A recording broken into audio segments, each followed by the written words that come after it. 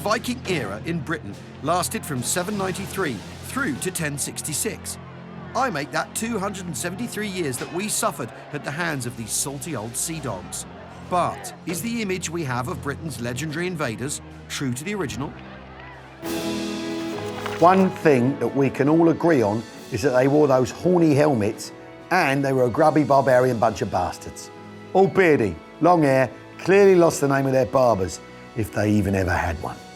And don't forget, it wasn't just the helmets that were horny. Oh, yeah. Any resemblance to anyone living in the north of England is purely coincidental.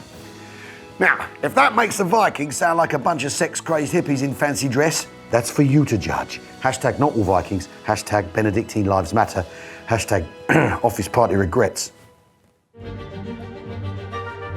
So, what did the Vikings actually look like? Because it turns out, even that might be a myth. Has everything we see and hear about the Vikings just been manufactured for our entertainment? You a fan of the theatre, John? I do enjoy it. It's nice to research. Yeah. Yeah. I'm trying to avoid amateur for fear of laughing at the wrong bits. Yeah. That can happen, can't it? I find it fascinating that terms like Viking and Viking Age didn't even exist until the 1800s. It was the Victorians who were obsessed with them and ultimately created the modern-day version we know today. Victorians studied their archaeology, folklore and mythology, then invented, explored and popularised them during the 19th century by creating endless material on the subject. Novels, poems, plays, textbooks, art and opera. Go on, John. OK. Got a little treat for you. OK. Row F. That's us. Do you like the opera? Well, it's time to find out. Right, great, off you go.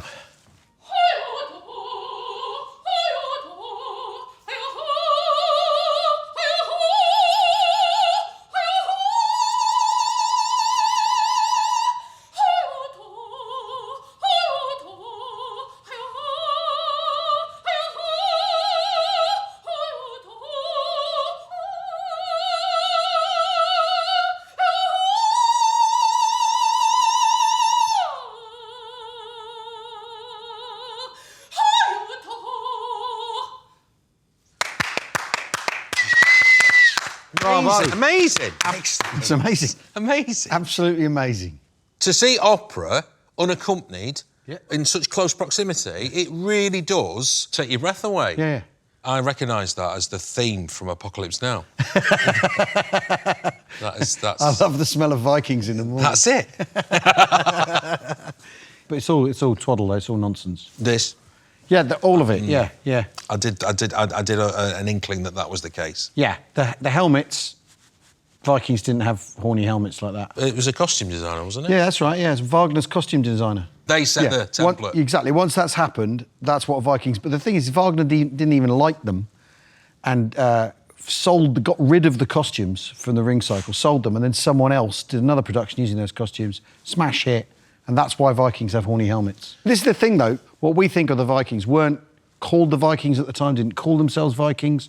Weren't even called Vikings by other people. It's most of it comes from the 19th century, and then you got Wagner who gets into it because he wants German mythology. What was the natural? Just a helmet, just straight, like a sort of like a.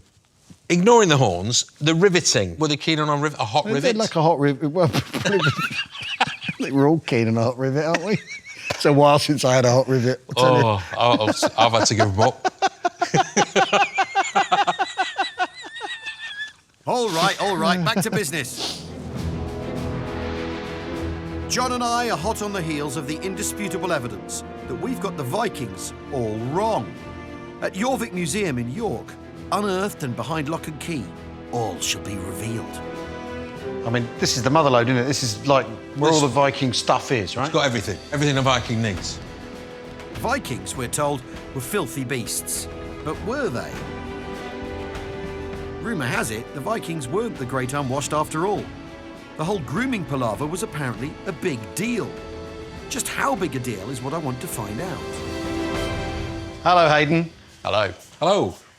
Now, you got like Viking artefacts here, haven't you, to tell us all about, particularly grooming is the thing. Absolutely. And you've got magnificent hair, like a Thank you. Viking, I I imagine. could wash it almost as often as the Vikings did themselves, you know. They were famed for their hygiene, famed to the degree that it actually annoyed some of the other people around them. They bathed on a weekly basis, and more than that, every time a Viking crew got off their ship, they would all collectively wash themselves together. One of the most important things that a Viking would use to groom himself or herself is a comb like this. These are usually made of antler. They're good for combing your hair, good for combing your beards. They're really useful because, of course, they make sure you don't have any lice. Or I was going to say else. it's very fine, just like a modern knit comb. Absolutely. But apart from that, they're also status symbols because these take an awful lot of work going into them to produce. You can see they're covered in this lovely ring and dot pattern here. Because when you're carrying one of these around, you want to show off how much work has gone into them. So this one here comes with a little carrying case that you can put it inside to make sure you don't break any of your teeth, which is a really little contribution. How do we know that they're into combing their beards and bathing on once a week? Do they write this all down? So the Vikings didn't write very much. The people around them wrote things down. And there's one monk, a little while after the Vikings, who writes down a message about how annoyed people used to be because the Vikings had the audacity to bathe on such a regular basis that Anglo-Saxon women kept running off with these Scandinavian men because they smelled so much better than their Anglo-Saxon counterparts. You're kidding. Even 1,000 years ago, there's this idea that Scandinavian people are sexy. Well, apparently so, yeah, and it was clearly the case, right? And these lockpicks.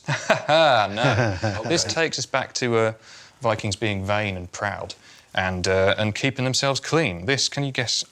Is it for the nail? This little thing might be. No, that's earwax, isn't it? Yeah, it's an earwax scoop for scooping your earwax out. Oh, I thought it was for getting the muck. No, under your nails. This one's for getting the muck under your nails. All right, There you it's a go. bit of a That's Swiss for Army. cleaning. Yeah, absolutely, right. Swiss Army toiletry set. This is an Arab dirham, so this is a piece of silver. This one isn't actually from the Was there Viking any age. fighting with the Arabs, or did he take to them quite well? They seem to get on quite well. Okay. So there is a rule in Christian Europe that you can't enslave other Christians. But on one side of Christian Europe is the blossoming new religion of Islam, and on the other side are the Vikings. And so these two people have no qualms at all with trading in Christian slaves. And so from either side, these guys are picking up slaves and trading with each other. Right. And this is where all of this Arab silver comes into the medieval world from. They particularly like Arabic silver because Islam is new, it's doing really well, its economy is booming, and so these guys haven't yet debased their currency. So when you get an Arab coin, It's silver. you know it's not proper gold, silver. It's not tin full of and tin and yeah, rubbish yeah, stuff. yeah. This one's really interesting because somebody, knowing it's made of really good silver, we can see some straight edges and some sharp lines around the edge. So somebody's been snipping bits of silver off and trying to get away with Literally clipping the trading coin. it as a fully weighted coin, even though it's not. Wow. Yeah, cheeky. So the Vikings, they're clean, they smell good, they care about their appearance, Absolutely. they're into trading. They're very, very into making trading. money. They're hipsters. They are.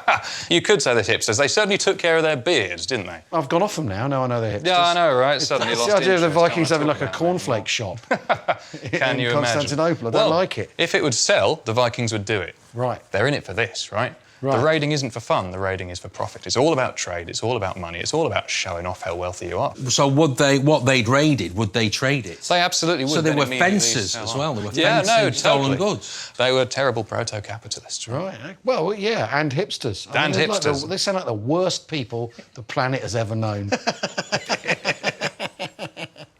Vikings at one point are absolutely drop dead gorgeous as far as everyone's concerned. You can tell, because you wouldn't work on your appearance like that and just for the sake of it. You'd do it because you think you might get something back out of it. And there's no doubt that's going on. You don't, those expensive combs, they're there to say, hey, I care about my grooming and, you know, I'm special.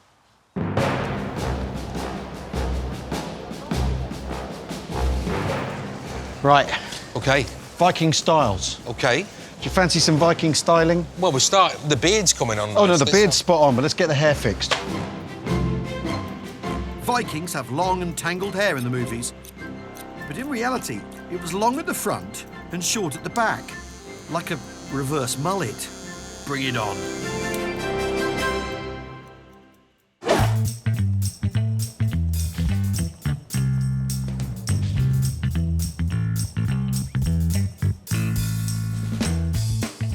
So, there we have it. Proof the Vikings were not a dirty bunch of heathens.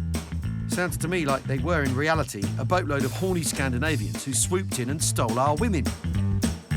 Right, we're not here Hello. for any pillage, don't worry. Lovely cabbages. I mean, they're nice cabbages, Yeah, but we're and your not here to shallots pillage. aren't bad either. And that's probably just the tip of the iceberg. So what about the ladies? Warriors or domestic handmaidens? Hello. How now? God, I don't know how to put this. We need to talk about women. Women, Viking women, I don't understand them. Do you understand Viking women, John? Go straight over my head. Straight over the... Oh, God. I know. I just Tongue-tied, They get tongue-tied. They Yeah. get so frightening. But let's talk about Viking women. Viking women probably had it better than almost all women across Europe, right up until the present day, I'd say. They had rights that Christian women in other parts of Europe didn't have. They could divorce their husbands, they could own property, they could run the estate. We like to think that there must be these sort of very demure Viking women sitting in the hearth, you know, looking after the babies while the big butch Viking men were out there fighting. But they actually enjoyed playing around with these differences themselves. And so you find a whole load of artefacts where men are dressed as women, women are dressed as men. They're playing around with different hairstyles to sort of protect, you know, maybe they'll have a beard and a lady's ponytail. Yeah. They cross-dress, they play around with these divisions in a way that it's only recently we're beginning to sort of appreciate that now. I feel very wise, thank you. Yeah. Thank you. Thanks. This is all very good, isn't it, John? I mean, we were just a pair of bumbling fools at the start of this. I get the impression, because it wasn't politically motivated, it was quite a fair society and everyone was kind of equal. There was a great equality between the men and the women. So much of this comes down to the fact that they're not Christian. So they're just operating on a different wavelength, literally, to everyone else. And it's Christianity that then makes them reshape where women fit. That is really, really, really interesting. But then I can see the idea that if you were like a warrior people, that the women are going to be formidable and have something to say about that too.